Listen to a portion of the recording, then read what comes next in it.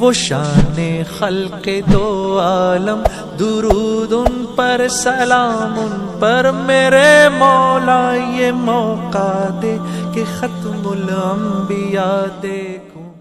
یہ خالی 5 کام کی بات نہیں ہے، 5 کام تو جج میں نے کہا یہ تو محنت مشق کے لیے ہے، الف با تا کی طرح سے، کہ ہماری لائن، کہ ہمارا ایمان، ہماری عبادت، ہمارا رہن سہن، ہمارا لین دین، کہ ایمان میں حرکت آئی ہے، ایمان میں قوت آئی ہے۔ ایمان میں قوت آتی ہے تو گناہ چھپتے ہیں۔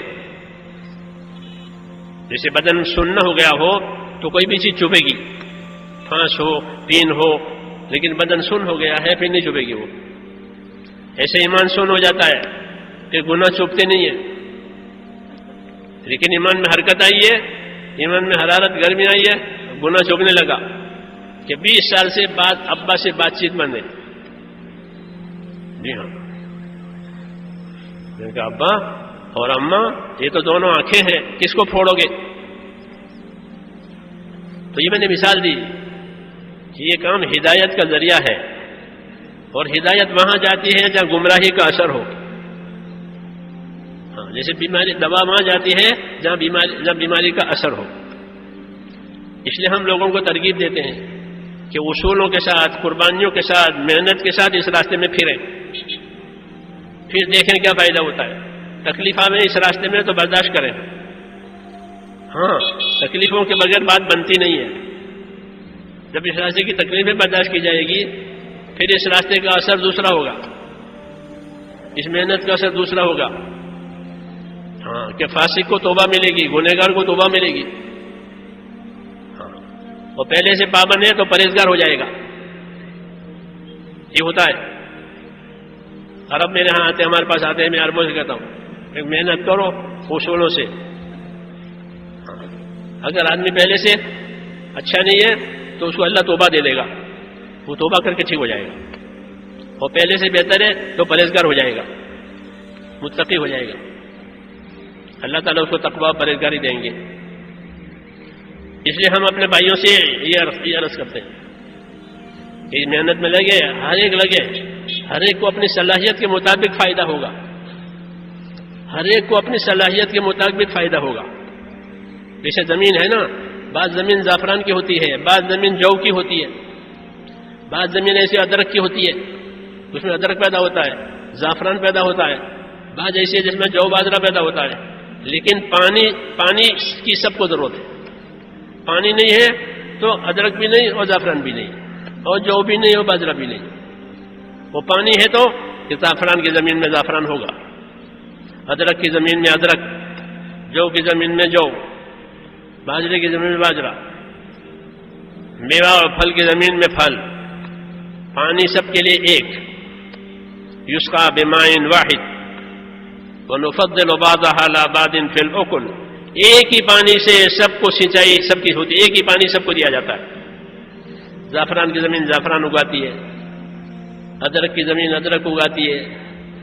ایک ہی دعوت، ایک ہی کتاب، ایک ہی محنت۔ ابو بکر بن گئے، ایسا کوئی نہیں بنا زعفران کی زمین۔ ابو ذر بن گئے، ایسا کوئی نہیں بنا۔ حضور نے فرمایا آسمان کے نیچے اور زمین کے اوپر ابو ذر سے زیادہ وفادار کوئی نہیں ہے۔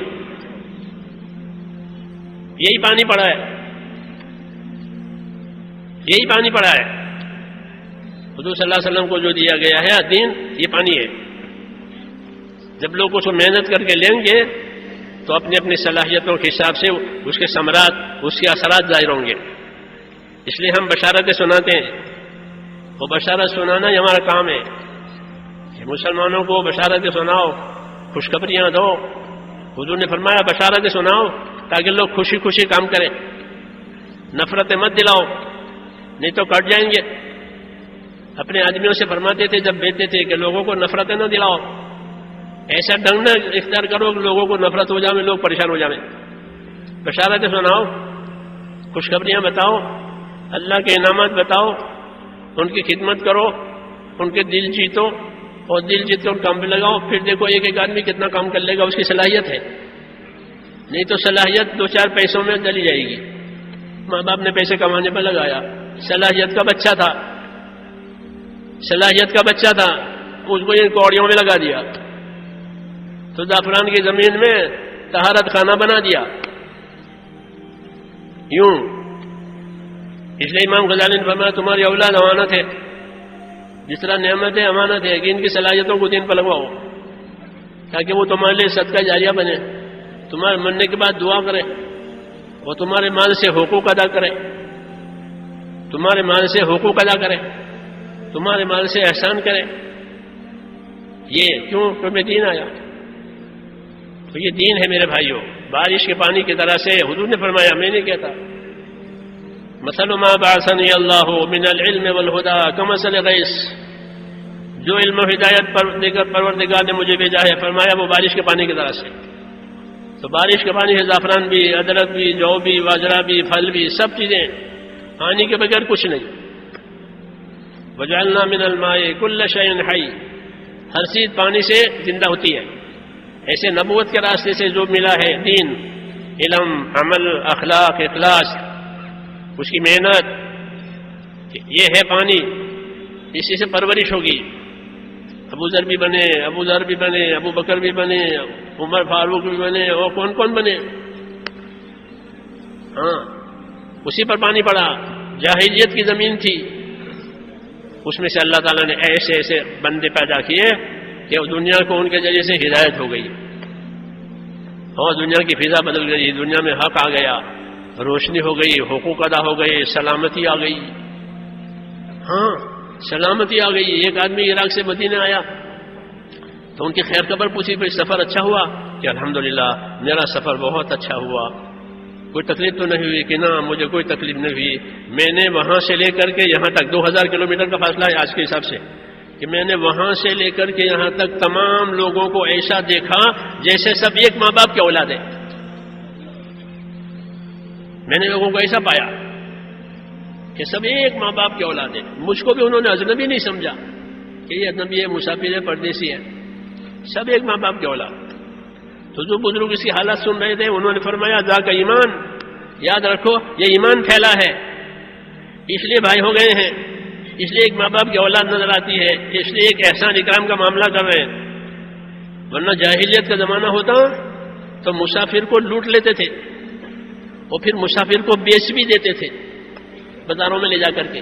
لوگ اس کو غلام بنا کر خریدتے تھے اور اسے غلامی کراتے تھے کہ ہمارا غلام ہے. وہ تو بیچارہ کوئی پردیسی مسافر تھا، لوٹ لیا اور اس کا مال بھی لیا، اب اس کے پاس کچھ نہیں ہے، اس کو بازار میں بیچ دیا. یہ تھا. اور اب تمہارا اکرام ہوا کہ ذاک ایمان، کہ ایمان پھیلا ہے، اسے بھائی نظر آتے